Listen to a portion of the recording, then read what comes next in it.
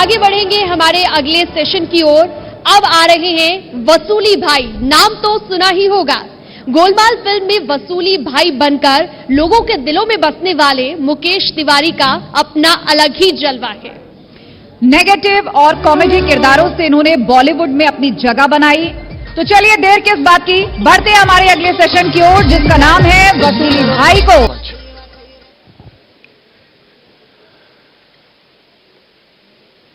सारे लोग भली बात परिचित हैं इनसे, कैसे बांधा जाता है ये भली बात ये जानते हैं।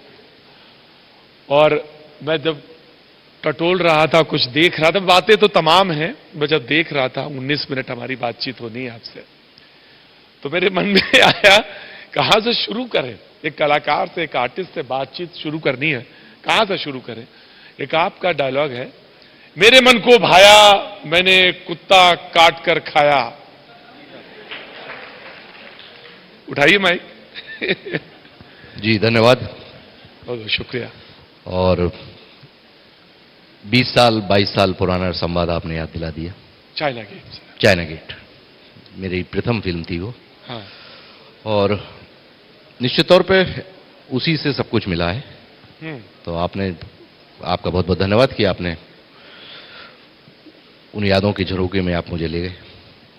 वो फिल्म में जो डायलॉग है वो हालांकि किसी कलाकार को कहना, स्थितियां, परिस्थितियां, स्टेज, फॉर्म सब अलग होता है जिसमें वो बोलता है, और जब डायलॉग बोला जाता है तो दूसरे वाले को उसका एक सामने वाला एक डायलॉग बोलता है, उसके बाद वो बोलता है।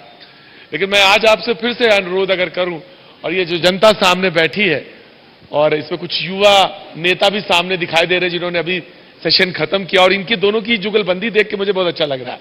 तो मुझे चाहता हूं कि एक बार आप उस डायलॉग से इसको रोशन करें, इस हॉल को, और फिर वो चीजें आगे बढ़े। मेरे मन को भाया मैंने कुत्ता काट कर खाया। थोड़ा कठिन होता है, जैसे आपने कहा कि बिल्कुल होता उस माहौल में फिर से जाना, लेकिन अभिनेता होने के नाते दायित्व भी है कि आग्रह पूर्ण किया जाए। इसलिए ज्यादा क्योंकि एनएसडी पास आउट आप व्यक्ति है। मैंने इस व्यक्ति को बोला, वो कोई साधारण व्यक्ति है ही नहीं, वो एनएसडी पास आउट व्यक्ति है, जो मैं जानता हूं कि वो नाटक की एक और ड्रामे की एक मूल शर्त है कि व्यक्ति सामने दूसरा होना चाहिए तभी वो डायलॉग आएगा, लेकिन आप कर सकते हैं। तो लीजिए, और हमसे लड़ने की हिम्मत तो जुटा लोगे, पर कमीनापन कहां से लाओगे। क्या बात है। मेरे मन को भाया मैं कुत्ता काट के खाया। क्या बात है। बहुत मुश्किल होता है, बहुत मुश्किल होता है।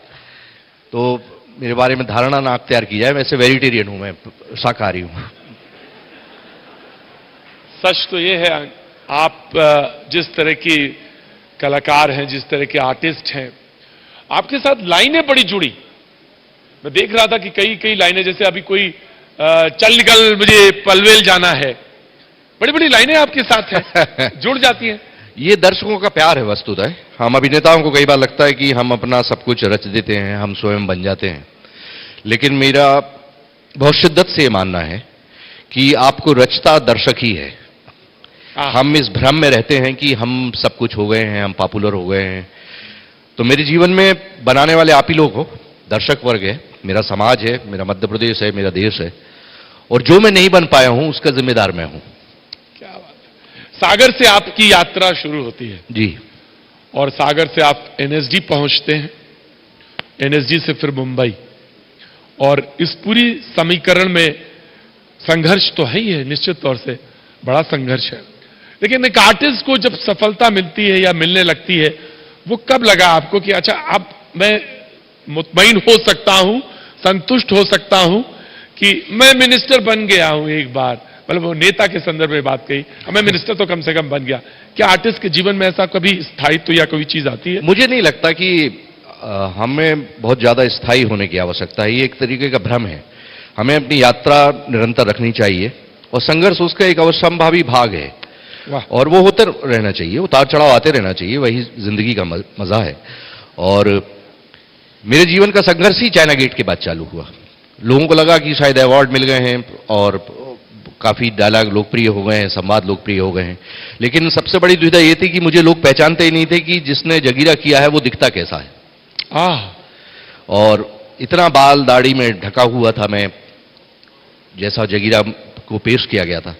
तो 2 साल तक मेरे पास काम नहीं था, लेकिन मैं हारा नहीं और मैं समझ गया था कि क्या दुविधा है निर्देशकों की, निर्माताओं की, क्योंकि वो मैं कैसा दिखता हूं, मुकेश तिवारी वस्तुतः कैसा दिखता है, उनकी गलती नहीं थी। और मैंने 2 साल तक 20-22 निर्देशकों के पास जाके काम मांगा और उनका शुक्रगुजार हूं मैं। और मुंबई की बड़ी खासियत है कि आपको धुतकारा नहीं जाता है। यदि आप बड़ी शालीनता से अपने काम में जुटे रहते हैं, उन 22 में से 20 निर्देशकों